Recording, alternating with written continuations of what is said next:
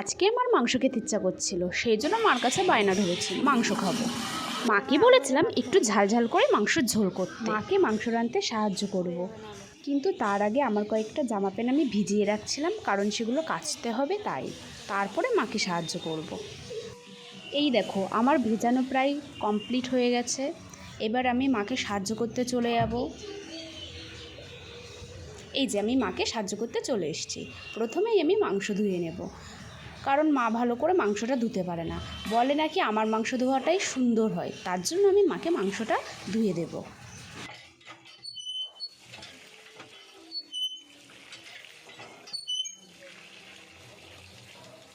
তোমরা কে কে মাকে কাজে সাহায্য করতে পছন্দ করো আর মাকে কাজে সাহায্যও করো, তারা অবশ্যই আমাকে কমেন্ট করে জানাবে।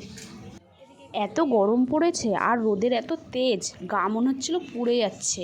কলপাড়ে আমাদের এত রোদ, কি বলবো, বলার নেই কিছু।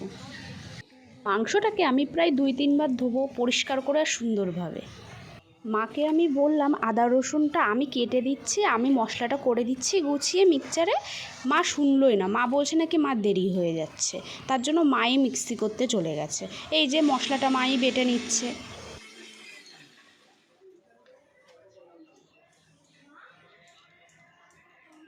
বাটনাটা প্রায় হয়েই গেছে।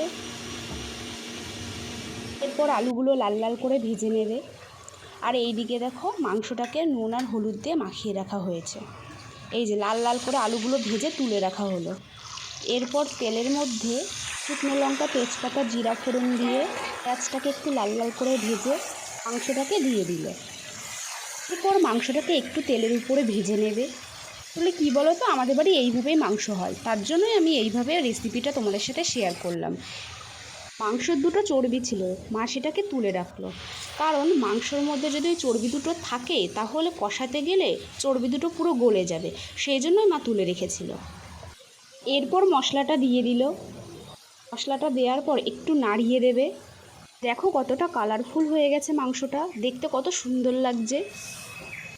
মাংসতে আগে যেহেতু নুন আর হলুদ মাখানো ছিল, সেই জন্য আর এখন দেওয়ার প্রয়োজন হয়নি, পরিমাণ মতো তখনই দিয়ে রেখেছিল। এদিকে দেখো আমাদের মিক্সির বাটিটা একটু খারাপ ছিল, জন্য সেই বাটিটায় জিরা ভালো করে মিক্স হয় না, তার জন্য মা হাতেই জিরাটা শিলে বেটে নিচ্ছে।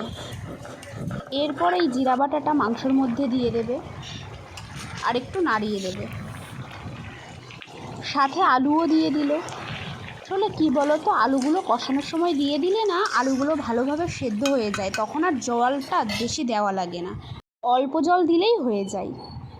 এখানে হয়তো দেখতে পাবে আমি মাংস নাড়াচ্ছি, আসলে মাংসটা আমি নাড়াচ্ছিলাম ঠিকই, কিন্তু আমি রান্না করছিলাম না, মাই রান্না করছিল। আসলে মা একটু অন্যদিকে কাজে ব্যস্ত ছিল বলে মা আমাকে বললো মাংসটা একটু নাড়া দিয়ে দিতে, সেই জন্যই আমি নাড়া দিচ্ছিলাম।